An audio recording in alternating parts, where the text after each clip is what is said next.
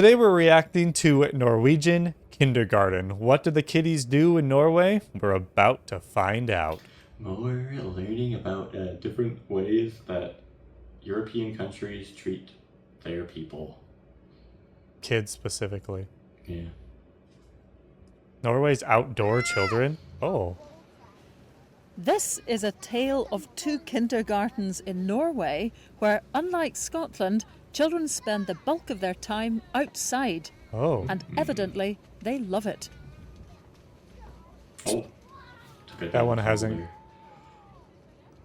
He hasn't learned the Each elements. Norwegian child has the right to a kindergarten place from the age of 1.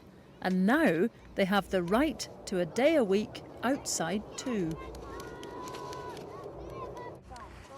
This is a sight I don't think we'd see in Scotland somehow. We're at the Budin 4-H farm near Bøde in northern Norway, and the idea is to try and connect children with their natural environment.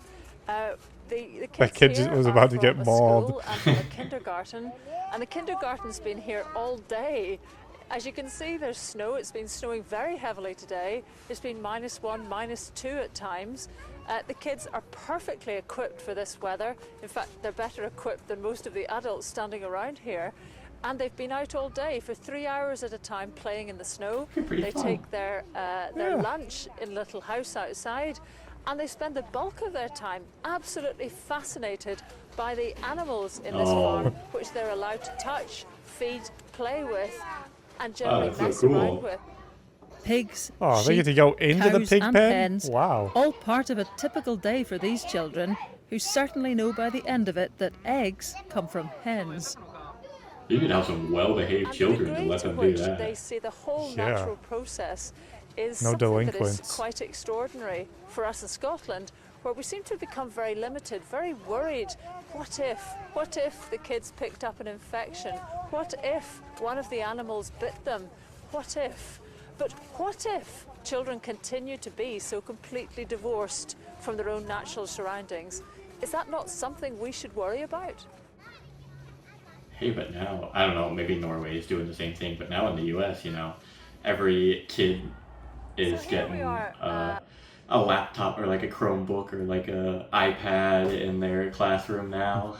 I don't know when it starts for the US, but I remember getting them at middle school, and that was when they were new. Half the kids didn't even have to go to dang school the past few years. They just did it at home. Yeah, so That's pretty crazy. Very interesting. This is something that is missed. That you're more dependent. Kids here are more dependent on technology to do things, where, as in Norway, they connect with the environment. A more hands-on learning experience, where here it's just going to be more about memorizing crap on an iPad. Yep. Hey. Yikes. A little bit further along, tell me where we are and where we're about to go. Now we are staying at outside the kindergarten. Where? And, there, it's the house. And we're gonna go a little bit further in the forest and go to our first base To find the kids. to find Yes, the kids. The kids are there now. Do they have accidents? Not more than other kindergartens. Right. And there's just no danger associated with them being outside like this? No, we have to count them, so we make sure we have all there. But we are doing it. We have good routines. We have a lot of routines regarding safety, both inside and outside. But you don't get parents who say, these are my little babies, I can't have them out in the snow, it's too cold. Oh no. No. They say they have to get out in the Yeah. snow. Interesting. Yes, Very they do, different mindset. everybody. And do you find it surprising that I'm asking you this?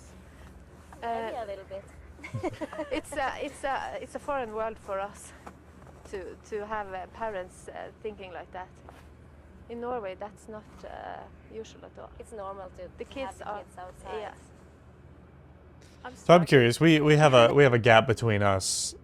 When you were in elementary school and stuff in the U.S., did you go outside in the winter, like often Yeah. for recess?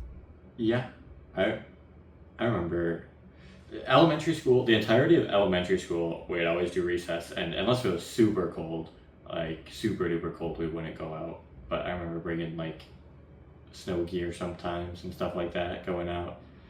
And middle school. And what did you recess, do when you were outside? we'd go to the playground, run around. It was just like a 30-minute recess of just like run around. And then sometimes we'd have a second recess on Fridays at the end of the day. Interesting. Yeah, just be like run around at the basketball court or the multiple playgrounds, whatever. I asked because I'm curious if like things have changed over like even like the 5-year difference that we have. But I remember for me, in elementary school, we'd go outside. We get let out pretty much no matter what, unless it was like super, super, super cold. And then we'd all go to this big snow hill in the parking lot, and we'd have these massive fights on the snow hill.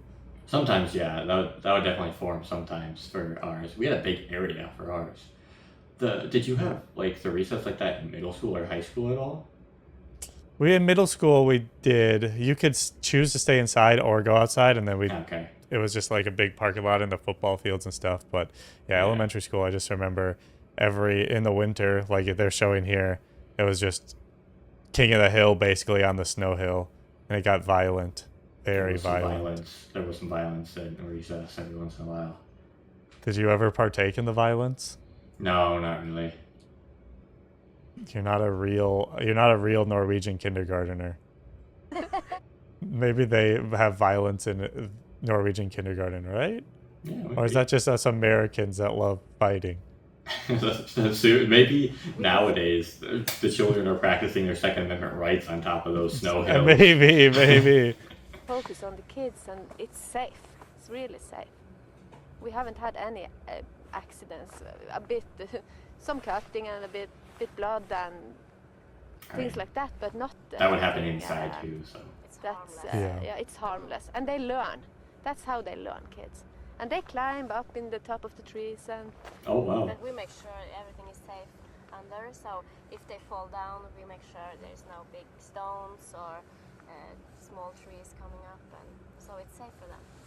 And is it adults that tend to be the difficult ones about being outside? You know, that haven't got the right. They don't need a sled. He's got his look at back. It's not That's a smooth. big issue in our kindergarten because people that work for us, they know that to work this place we have to go outside.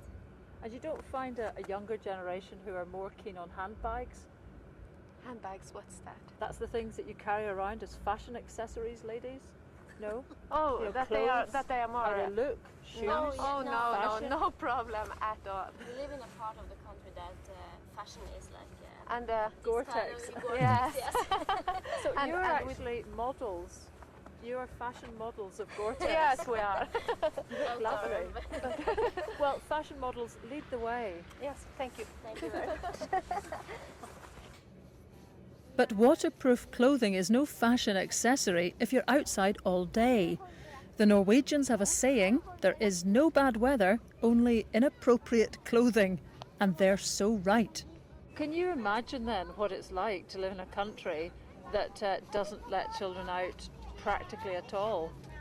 I really can't. I can't imagine that. What do you For imagine? kids. Is what I'm thinking. Yes. And what do you imagine will happen to them as adults? I think they are losing a lot of learning, and especially when they are small, they are learning by first hand. Not that somebody is telling you what to learn, but that you have to experience it yourself. And here out in the nature, they really can do that. We have science outside. They can touch the bugs. They can dig holes. They can Making make a snowball. weather stations, and they learn Where's things that going? by first hand. Really bird song, and they can smell the flowers. And That's a good snowball. It's nice and compact. So one of our ground philosophies are that the foundation in small children are motorical He was gonna skills. nail somebody, but then there's like cameras on me. Motorical, to be able to learn to run, to climb, Motor to skills motor, then. yeah. It's called, okay. Yeah. Yes, and that is the foundation. And when they have that on place, they can develop a lot easier than So without tell me, the I understand that the Scottish Minister for Children was here Yes. and was quite astonished to see the children using knives. Yes. Oh. Was he? Yes, he was astonished. and he seemed to like it a lot. He really did. Were you surprised? He was surprised. A little bit, but we have heard that countries outside Norway don't let the kids do as much as we can do in With Norway. knives, particularly, because people see knives as weapons. Yeah. Yes, That's and very that's interesting. important for us to learn them how to use it. What a knife what is a for. knife, yeah.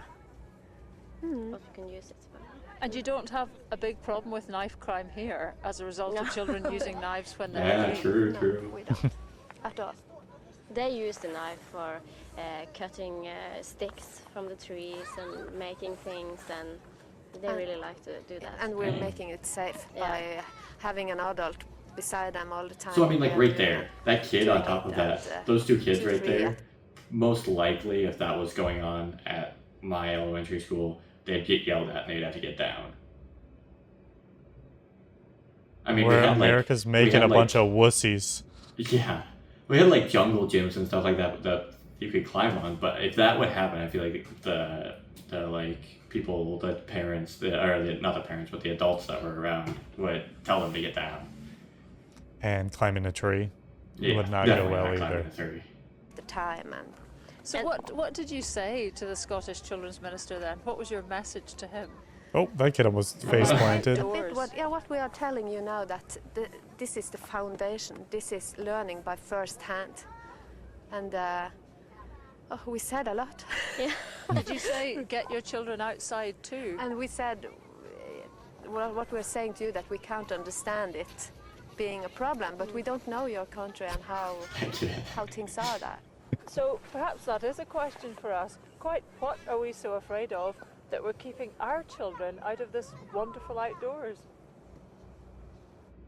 Well, we said a lot of our thoughts throughout this video, so we'll keep the outro short here, but it is very interesting. It does seem like kids connecting with the environment is very important, and that's something that in the US we seriously are lacking, especially these days.